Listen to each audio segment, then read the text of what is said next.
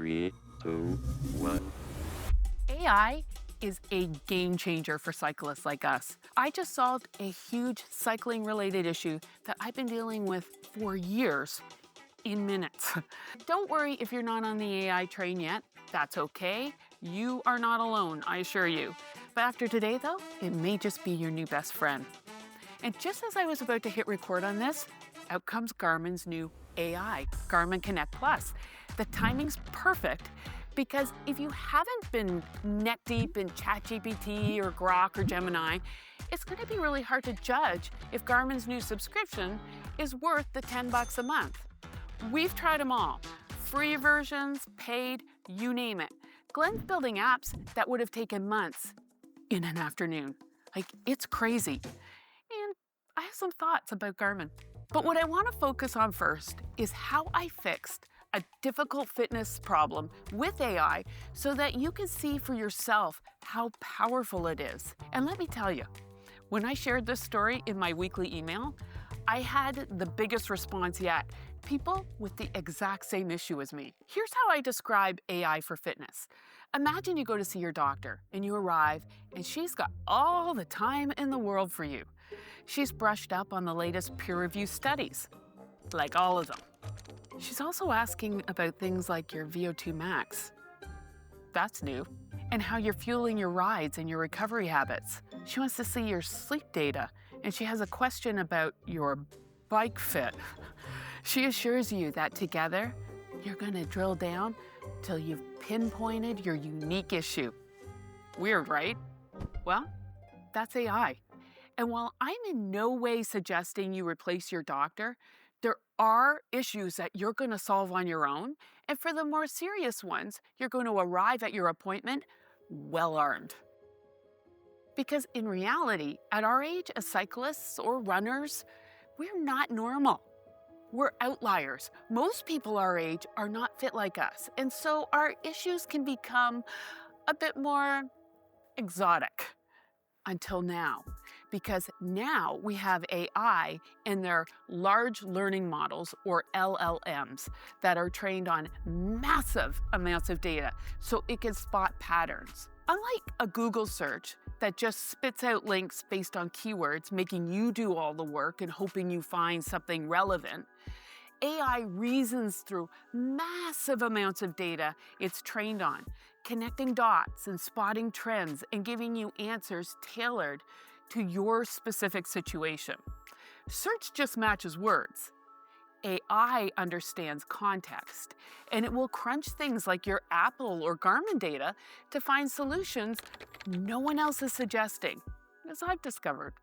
So today, I've got 5 ideas to help kickstart your AI journey in fitness, gear, tech setup. I've even got some ideas for Garmin. But let's start with my own freaky problem so that you can see how I solved it. Because honestly, I didn't think I was going to. I mean, who else can get up nice and early, put her bike on the roof of the car, mountain bike for hours, in the sun, in the fresh air, and then not sleep that night? I mean, what does it actually take? So even my Zone 2 rides this winter were causing me to wake up at 3 or 4, for the day. It was brutal. And to really appreciate how amazing AI is, I need to give you a little bit of context. When I tell you that I have implemented every expert tip to facilitate better sleep over the years, I really mean it. It is my priority because without it, as you know, everything else, our rides, diet, motivation, is so much harder. I reordered my life around better sleep. I stopped drinking alcohol. I do the morning sunrise walk every day. I dim the lights after sunset. I go to bed and get up at the same time every single day. And of course, I exercise. And we're eating dinner so freaking early, I feel like this. Well, what time is it? It's 4:30. 4:30. Who eats dinner at 4:30? By the time you sit down, it'll be 4:45. We gotta catch the early bird. It's only between 4:30 and 6. Yeah, they give you a tenderloin, a salad, and a baked potato for $4.95. You know what that costs you after 6? Can't we eat at a decent hour? I'll treat, okay? And to be clear, those changes have transformed my sleep. except for the days I ride, which is 4 times a week. What are you going to do? You're going to stop riding your bike? And it dawned on me, I use Grok and ChatGPT for research all day, every day. So I popped over to Grok and said, I do 4 1-hour rides in the winter. 3 of those are in zone 2. I'm finding my sleep isn't great on those nights. I wake up at 4. Why is that? I got a stellar overview of steady state rides in zone 2, including this bit. While it's fantastic for endurance and overall health, it can subtly influence your nervous system and hormones in ways that might affect sleep. And then it suggested 5 sleep disrupting culprits, and immediately my eyes locked on number 3. Depending on your fueling or lack thereof, your blood sugar could dip overnight. If you're not eating enough carbs or protein post-ride, your body might release cortisol or adrenaline to mobilize energy, jolting you awake at 4 a.m. I was jolting awake at 4 a.m., sometimes 3. Okay, so at this point, I'm getting excited. I tell Grok about a typical post-ride, low-carb lunch and provided some sleep score data. And Grok immediately starts analyzing things like protein timing and recovery load and circadian rhythm. So I tell it about all my lunches and my breakfast and when I work out. And it tells me, this is gold. Your details are locking it in. I love that. So I tell Grok, I've been low carb since the year 2000, and that I don't even sleep after 3-hour mountain bike rides. And it declares this a breakthrough moment. Low carb since 2000, dialed in discipline, and now we're cracking why sleep's dodging you despite epic rides. And then Grok figures it out. It explains, you're dipping into reserves overnight, nudging cortisol up, and waking you up at 4 a.m. Alertness on waking says it's not exhaustion, it's energy regulation. Overnight, your body's like, where's the energy? So it's all happening so fast, and just like that, Grok suggests a test. I'd add 1/3 of a cup of sweet potato, yeah, that's specific, to my low-carb lunch and see how I sleep that night. Easy. And guess what? I slept like a freaking baby. But I know one night does not make a trend. So after each ride, I'd go back to our chat and I'd say, I just did a Norwegian 4x4 ride. I'm having chicken salad for lunch. What do I need to add? And check out what I get. Energy burn from my ride, a breakdown of my lunch ingredients, and the carbs I need to add. And then one good sleep turned into a week, and now a month. And not to brag, but this just happened. I pitched a no-hitter. And Grok figured out that mountain bike season is just the same issue times 10. I'm going all day without fueling, and I was just in a big old glycogen deficit. So without having to ask, it went ahead and created a summer preview for fueling. It solved a huge problem for me. And it turns out I'm not a freak. When I shared this in my weekly email, I started hearing back from subscribers with the same issue. Someone on a keto diet, another with type 2 diabetes who had resorted to sleeping pills. Both stoked to figure it out with AI. And by the way, if you'd like to get our weekly email, you can sign up right here. Okay, enough about me, because this is really about you. Here are 5 ideas to get you started with AI, and after that, I'm going to give you my thoughts on Garmin Connect Plus and whether you should pony up for it, and an idea for Garmin that I think is long overdue. So let's begin with the obvious, optimizing your training. So think about a specific goal you have. Maybe you've got a road trip in Majorca coming up, or your first mountain bike trip in the Rockies, or you need to improve your VO2 max like I talked about in my last video. Did you know that you could cut and paste screenshots of your data right into ChatGPT or Grok for analysis? Here's a screenshot from intervals.icu that I pasted into Grok.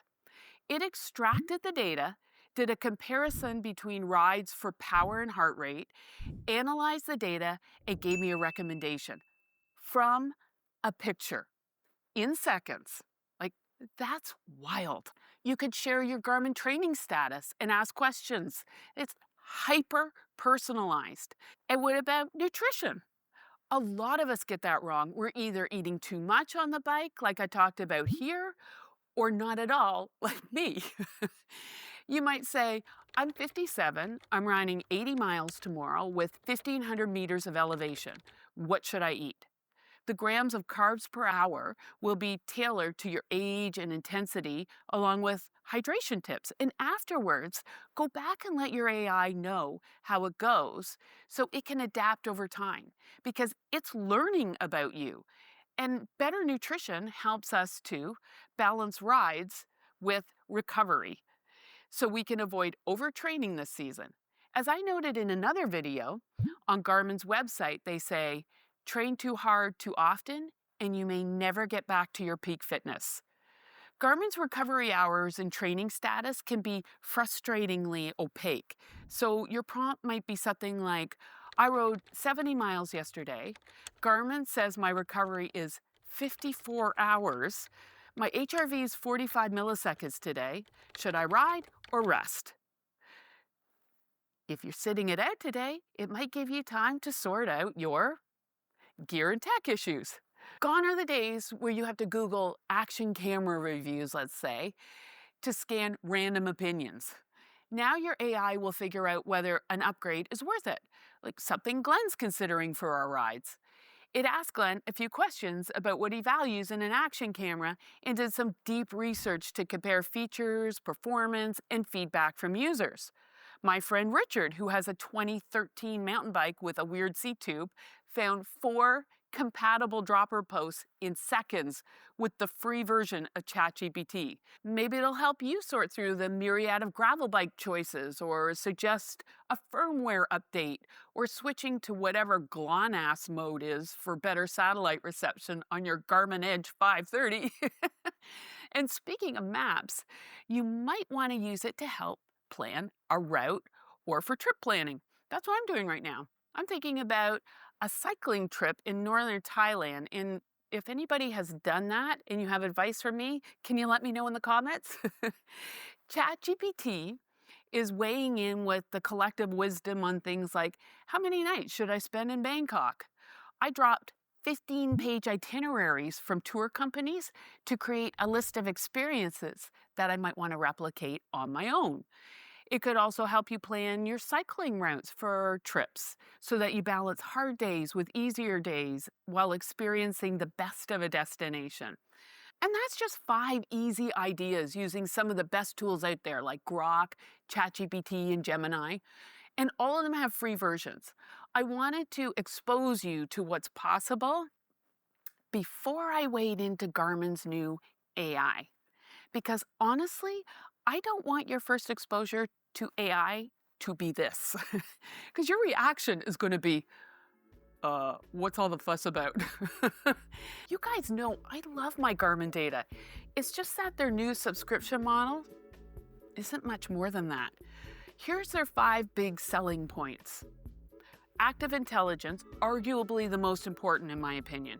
These are insights and recommendations on sleep and activities throughout the day.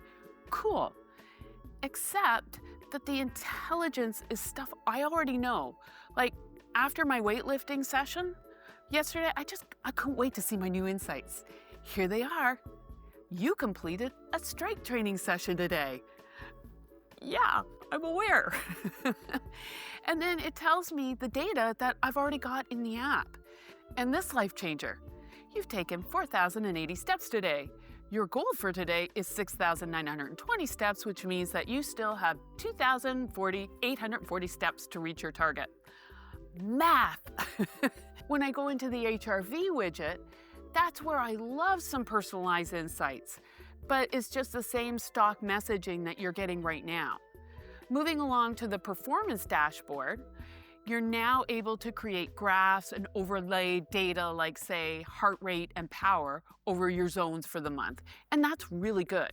It's just that I think that we should have just had that ability in the past as part of what we get with the Garmin ecosystem. So to me, this really isn't AI. It's reporting.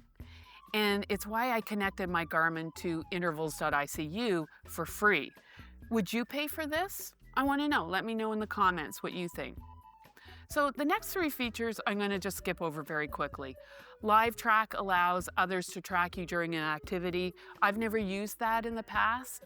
The new enhanced live track lets you send it in a text notification, not just an email, to friends or family when you kick off an activity to your own page.